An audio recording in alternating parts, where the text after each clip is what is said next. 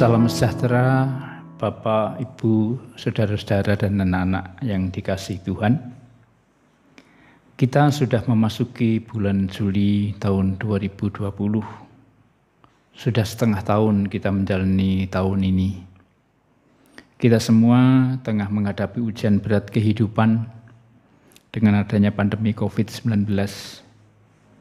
Oleh karena itu, tetaplah menjaga imunitas tubuh kita, juga iman, pengharapan, dan kasih kita. Dalam agenda Majelis Agung, kita berada pada bulan keluarga. Mari kita mengawali persekutuan kita pada saat ini dengan menyanyi dari Kidung Jemaat nomor 452, bait 1 dan 6, naikkan doa tak enggan.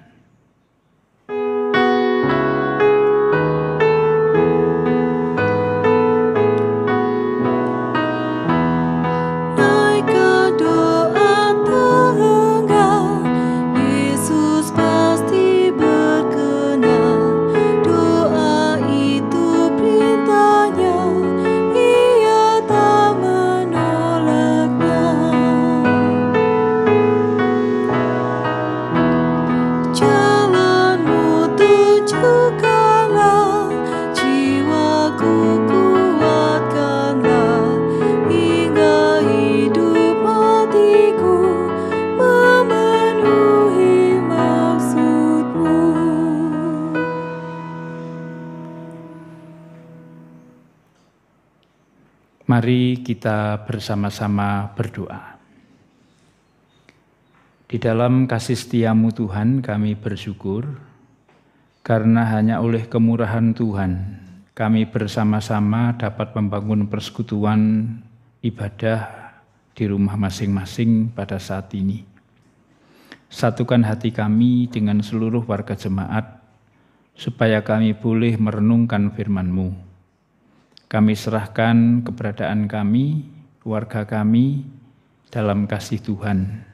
Hadirlah menguasai kami, menjauhkan godaan mara bahaya, sehingga kami boleh mengerti kehendak Tuhan. Hadirlah berfirman, kami anak-anak-Mu mendengarkannya.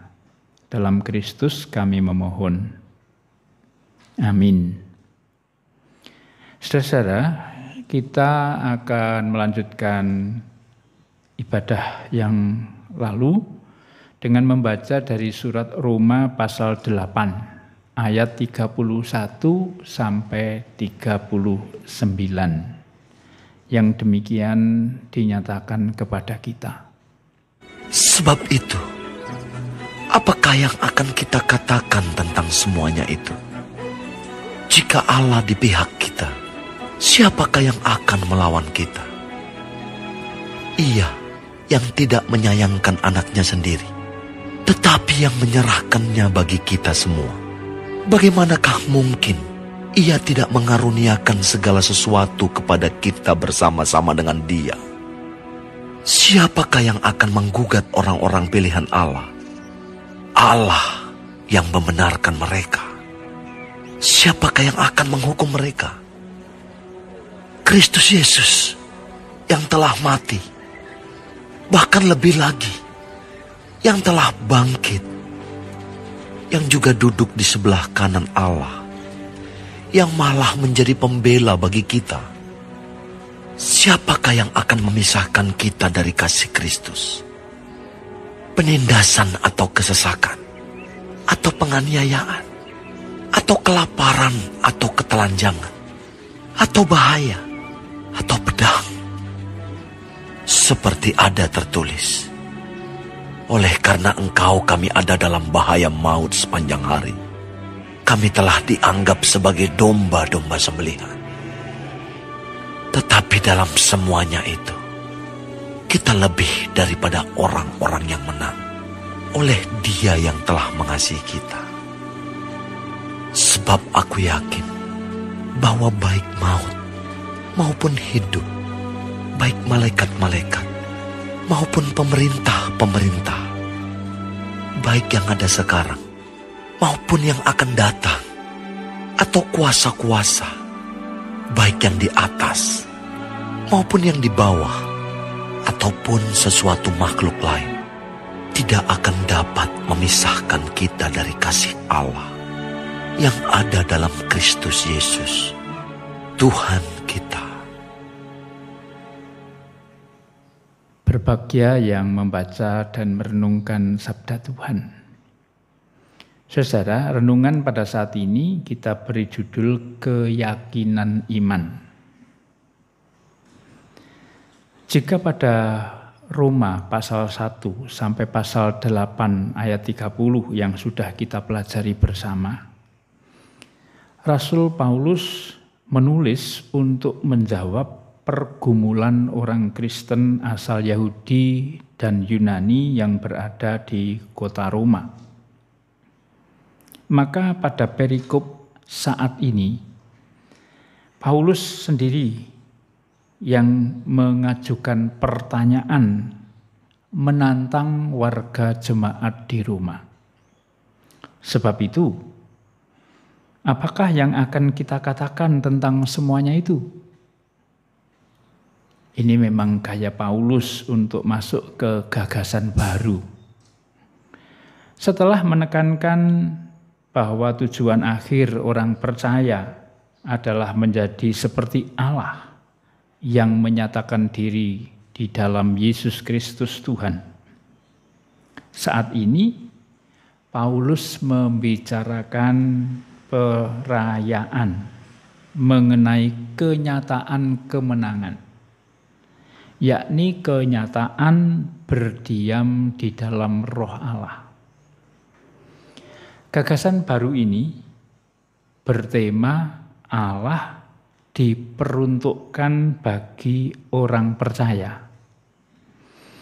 Pertanyaan Paulus itu menyingkapkan bagaimana terjamin dan pastinya orang percaya itu sebenarnya. Nah, saudara-saudara, dalam bacaan kita ini Paulus menguraikan 3 hal.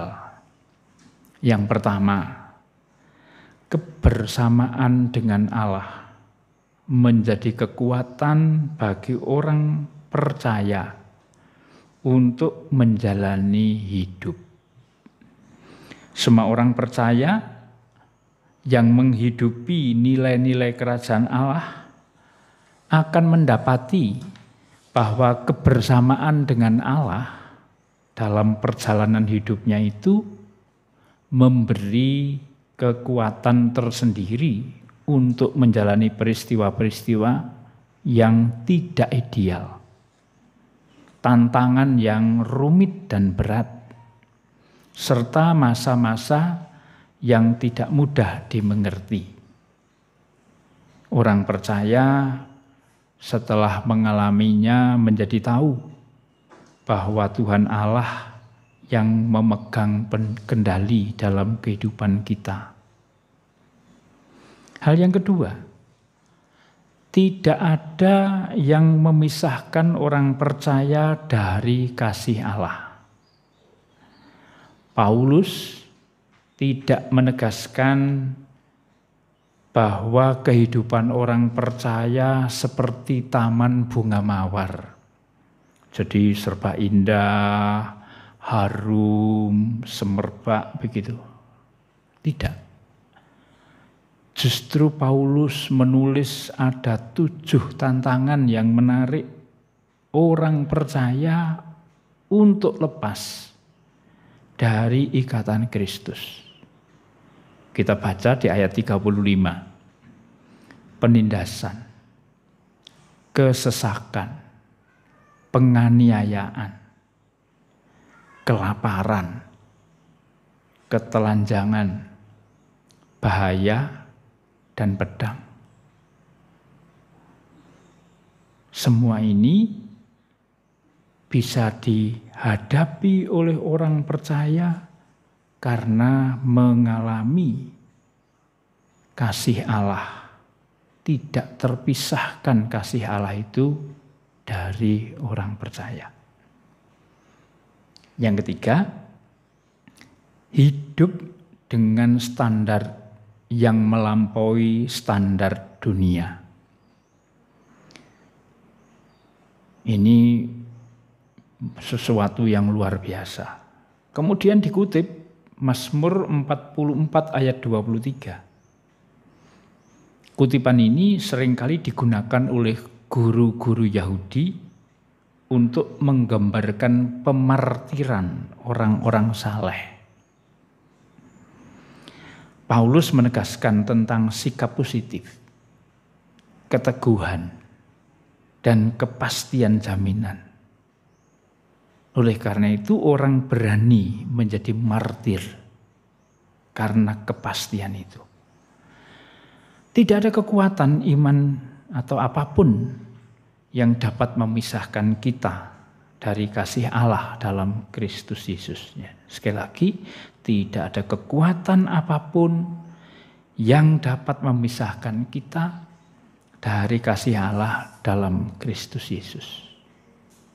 Nah saudara, dari 3 hal yang diuraikan itu kita bisa memahami iman Kristen menegaskan bahwa Yesus Kristus adalah tempat kasih Allah bagi orang berdosa menyatakan diri.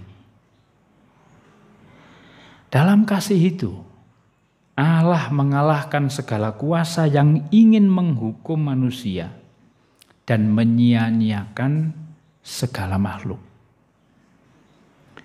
Jika orang percaya berada dalam Yesus Kristus, di situ orang percaya menemukan dan menikmati kasih Allah tersebut.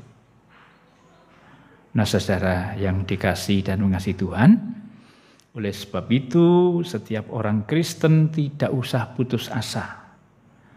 Tidak perlu menyendiri dari kenyataan sekitarnya hanya untuk sekedar menenteramkan batin.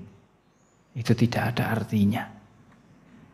Kita tetap dapat memuji Allah, tetap bisa melakukan aktivitas kita sekalipun kita mengalami penderitaan. Dan ini semua merupakan keyakinan iman kita. Tidak ada yang bisa memisahkan kita dari kasih Allah. Tuhan memampukan saya dan saudara mewujudkan kehendak-Nya. Amin. Mari kita sambut dengan menyanyikan Kidung Jemaat 396, bait 1 dan bait 4, Yesus segala galanya.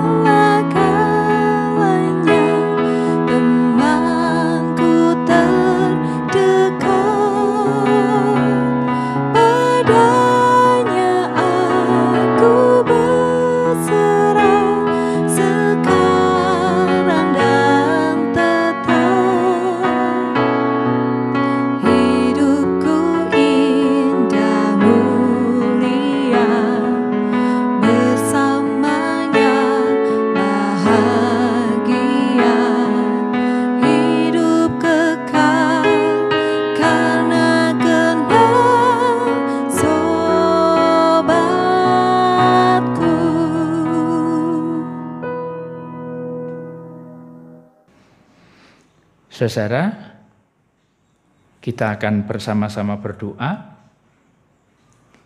Kami menyerahkan pokok-pokok doa kepada masing-masing keluarga. Saya akan menutup untuk persiapan kita memasuki perjamuan kudus tanggal 12. Saudara-saudara diminta untuk menata sendiri, mengikuti ibadah seperti jadwal, sehingga kita bersama-sama boleh memperoleh kasih Allah. Mari kita berdoa.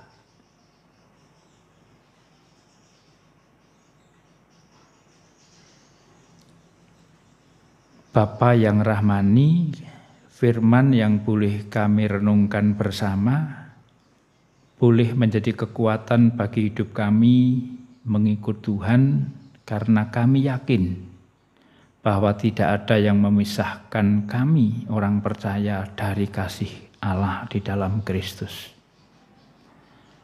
Kasih Allah di dalam Kristus juga dinyatakan melalui perjamuan.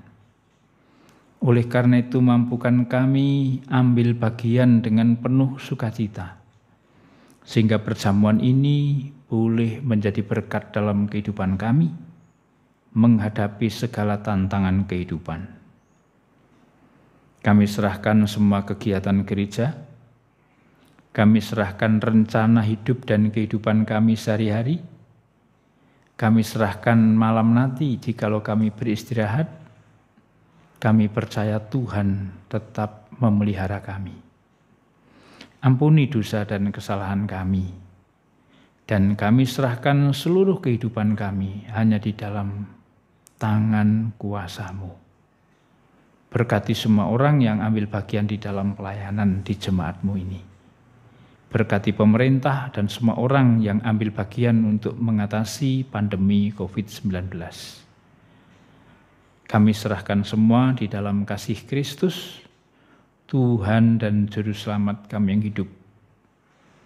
Maka damai sejahtera Kristus, kasih Allah Bapa dan persekutuan Roh Kudus, membersamai hidup kita sehari-hari, hari ini dan selamanya. Amin.